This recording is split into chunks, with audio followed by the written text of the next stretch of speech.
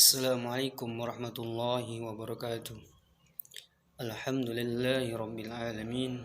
Wassalatu wassalamu ala asyrafil anbiya'i wal mursalin Sayyidina wa maulana Muhammadin wa ala alihi wa sahbihi wa barik wasallim. Amma ba'du.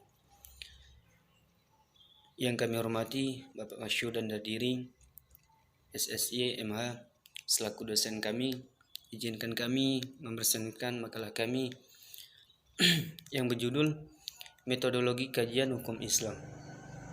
Baik, di sini kami berjumlah 3 orang, dan yang pertama saya sendiri Muhammad Fikri Hidayatullah, dan yang kedua Sifah Fauzia, dan yang ketiga Lailatin Nazula. Langsung saja saya akan mempresentasikan makalah kami.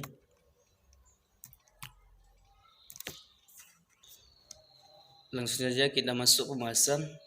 1. Pengertian sumber hukum Islam.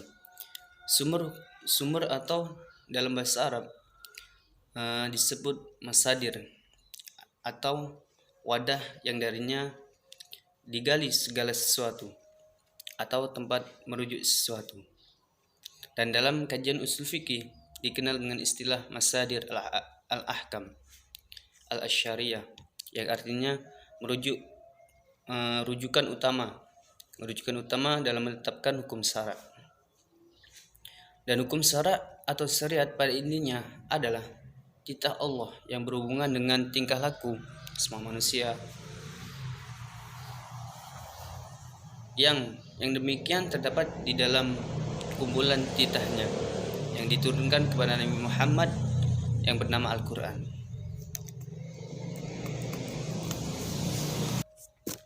Dan di dalam kitab usul fikih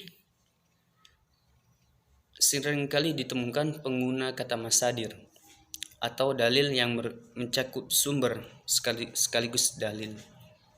Di sisi lain, ulama membuat klasifikasi sumber hukum menjadi 2 bagian. Dan yang pertama ada dalil munsyik, atau bisa disebut dalil pokok yang keberadaannya tidak memerlukan dalil yang lainnya. Termasuk dalam kategori ini adalah Al-Quran dan hadis. Dan yang kedua ada dalil musyhir atau dalil yang mencikap dan diakui keberadaannya. Jadi kebalikannya, karena ada isyarat dari dalil musyrik tentang penggunaannya. Termasuk dalam kelompok ini adalah metode ijtihad seperti ijma, qiyas, ihtisan, ihtislam, istishab, dan sebagainya. Dan kita masuk ke selanjutnya, ada Al-Quran sebagai sumber hukum Islam. Dan definisi dan fungsi Al-Quran adalah kalam Allah yang diturunkan kepada Nabi Muhammad SAW dalam bahasa Arab, yang berisi kitab Allah dan berfungsi sebagai pedoman bagi umat Islam, pedoman bagi seluruh umat Islam.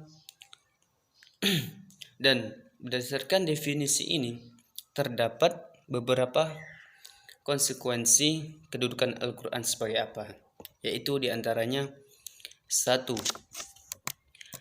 Al-Quran adalah kalam Allah yang khusus diturunkan kepada Nabi Muhammad melalui malaikat Jibril. Dan yang kedua, Al-Quran diturunkan dalam bahasa Arab. Dan ada yang ketiga, lafaz dan makna Al-Quran itu murni dan semua itu dari Allah Subhanahu wa taala.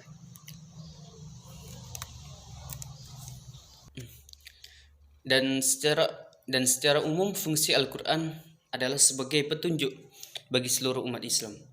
Dan ada yang ngomong, menurut ahli syariati, petunjuk yang terkandung dalam Al-Quran berupa 3 hal. Dan yang pertama, petunjuk yang berupa doktrin atau pengetahuan tentang struktur kenyataan dan posisi manusia di dalamnya. seperti petunjuk moral dan hukum yang menjadi dasar syariat.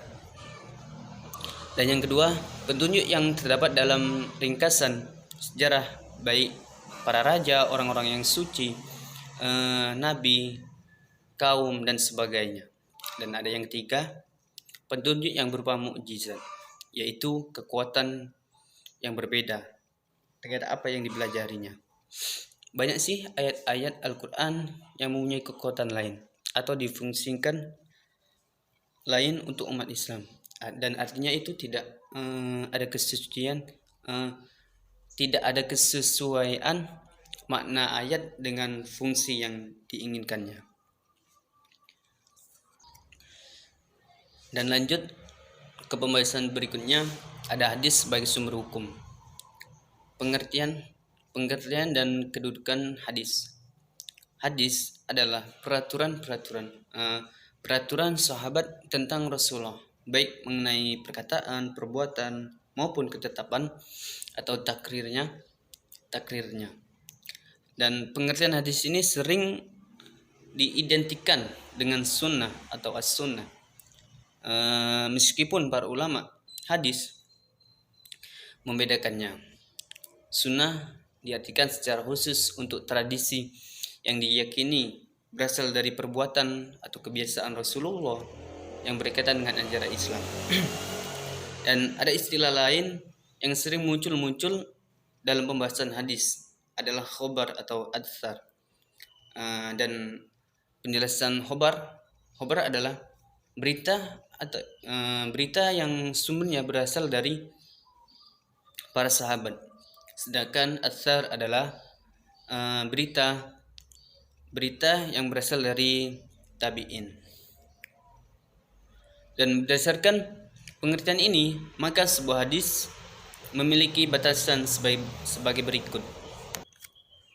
Dan yang pertama ada sumber, bahwa yang disebut hadis adalah sesuatu yang bersumber dari Nabi Muhammad SAW setelah diangkat sebagai Rasul. Oleh karena itu, hadis tidak menyakup perkataan maupun perbuatan Muhammad sebelum diangkat menjadi Rasulullah. Dan ada yang kedua, materi. Secara materi, yang disebut hadis itu adalah bukan semua yang berasal dari Rasulullah, tetapi hanya yang berupa perkataan, perbuatan, dan ketetapannya. Batasan ini berarti mengesampingkan sifat-sifat Rasul atau cita-cita Rasul sebagai hadis. Dan yang ketiga ada sunstasi, dan bahwa tidak semua perkataan, perbuatan, dan ketetapan Rasul adalah hadis, tetapi hanya yang berhubungan dengan ajaran Islam. Dan jika yang bersumber dari Rasulullah tersebut tidak berhubungan dengan ajaran agama Islam, maka itu tidak disebut sebagai hadis. Dan selanjutnya ada kesohihan hadis. Dan para ulama hadis membagi dua bagian berdasarkan kuantitas dan kualitas rawinya. Berdasarkan kualitas rawi, hadis dibagi menjadi dua. Dan yang pertama ada hadis mutawatir dan hadis ahad.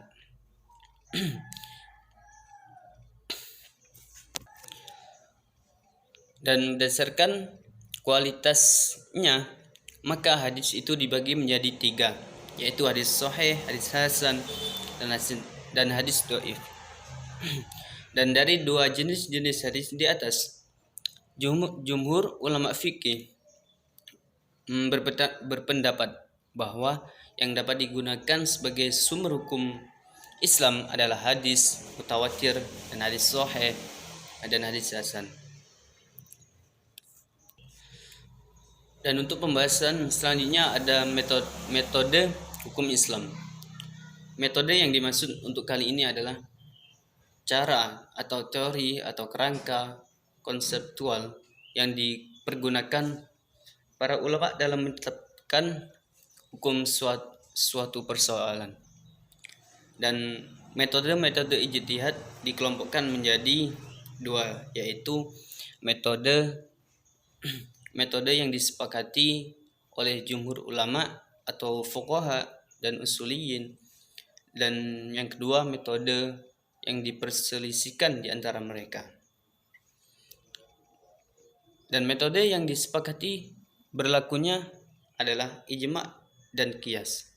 Sedangkan metode yang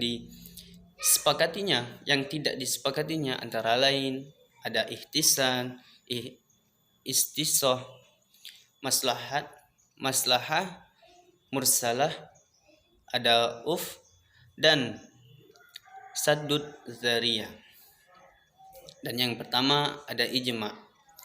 Ijma secara etimologi berarti kesepakatan atau konsensus. Dan mayoritas ulama itu mendefinisikan ijma sebagai kesepakatan seluruh mujtahid pada suatu masa terhadap suatu hukum syara. Setelah wafatnya Rasulullah, pengertian ini mengindikasikan sebagai sebuah musyawarah formal yang dihadiri para mujtahid atau ulama yang berakhir dengan keputusan mufakat. Adapun fungsi-fungsi ijma. Yang pertama,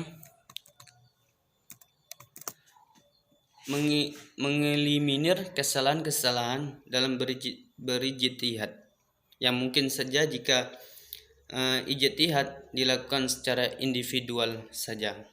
Dan yang kedua, menyatukan pendapat-pendapat yang berbeda melalui kesepakatan yang dicapai. Dan yang ketiga, menjamin penafsiran yang tepat atas Al-Quran dan keotentikan hadis.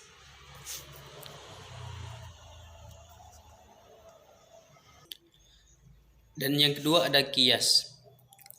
Qiyas menurut etimologi berarti mengukur atau membandingkan sesuatu dengan sesuatu yang lain, dan didefinisikan oleh para hukum Islam dengan menyamakan hukum cabang kepada hukum asal karena sama alasannya. Dan yang ketiga ada ihtisan. Ihtisan yang artinya memandang atau meyakini baiknya sesuatu menurut Satibi. Ihtisan adalah memberlakukan kemaslahatan parsial ketika berhadapan dengan kaidah umum atau mendahulukan maslahah mursalah dari qiyas. Dan dalam hal ini ada dua alternatif jawaban, yaitu syara atau akal. Dan selanjutnya ada istishab. Dan secara etimologi istishab adalah membandingkan sesuatu dan mendekatkannya. Dan dalam kajian ini, metode ijtihad istishab adalah memberlakukan hukum asal yang ditetapkan berdasarkan nas sampai ada dalil yang lain menunjukkan perbuatan hukum tersebut. Dan lanjut, ada ulama membagi metode istihab ke dalam 5 kategori.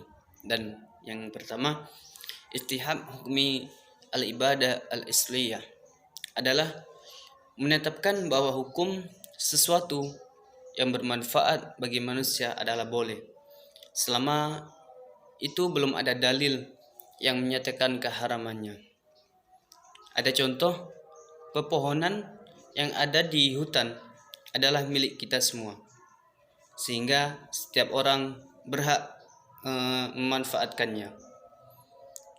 Dan sampai ada bukti bahwa hutan itu telah menjadi milik seseorang. Dan yang kedua ada istihab al-wasful sabit al-hukmi hatta yutsbitu khilafu, yang pengertiannya sifat yang melekat pada suatu hukum sampai ditetapkan hukum yang berbeda dengan yang itu. Dan ada juga contohnya, hak milik suatu benda adalah tetap dan berlangsung terus sebagai akibat dari adanya transaksi sampai ada sebab lain yang mengakibatkan hak milik itu berpindah ke tangan orang lain. Dan yang ketiga ada istishab terhadap dalil yang bersifat umum sampai ada dalil yang mengkhususkannya atau menasahkannya. Contoh di dalam surat Al-Baqarah ayat 183 dan yang berbunyi Bismillahirrahmanirrahim, ya ayyuhalladzina amanu kutiba alaikumusiyam kama kutiba alal ladzina min qablikum la'allakum tattaqun. Dan ayat ini mewajibkan bagi seluruh umat Islam dan umat sebelum Islam selama belum ada nas yang lain yang membatalkannya. Dan yang keempat ada istihab terhadap hukum akal sampai datangnya hukum syara. Contohnya dalam masalah gugutan, seorang penggugat wajib mengemukakan saksi dan atau bukti gugatannya. Jika tidak, maka tergugat akan terbebas dari gugatannya itu. Dan yang terakhir ada istihab terhadap hukum yang ditetapkan berdasarkan ijma. Contoh, orang yang hendak sholat tidak menemukan air untuk berwudu, kemudian dia bertayamum dan ketika sedang sholat ia melihat air. Apakah dia tetap meneruskan sholatnya atau membatalkan sholatnya untuk berwudu? Dan dalam hal ini ulama berbeda pendapat. Ada ulama Malikiyah dan Syafi'iyah menyatakan bahwa orang yang terhadap, dan saya ulang, dalam hal ini ulama berbeda pendapat.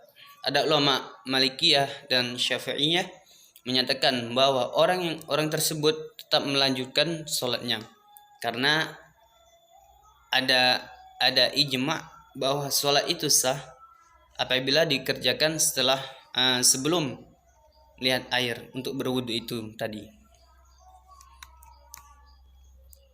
Dan yang terakhir kesimpulan dari makalah kami adalah dalam mengambil setiap hukum pastinya ada rujukan atau tempat yang diambil suatu keputusan, yaitu sumber hukum Islam yang tentunya sumber pokok adalah Al-Quran dan Al-Hadis, dan diperjelas oleh Al-Hadis. Dan di samping itu pula bermacam-macam metode yang merupakan produk dari penemuan para ulama yang selanjutnya terus mengalami perkembangan dengan pesat berdasarkan permasalahan yang semakin kompleks atau maju. Dan di antara metode itu ya seperti qiyas tadi, ijma, istihab, ihtisan, sadud, zariyah.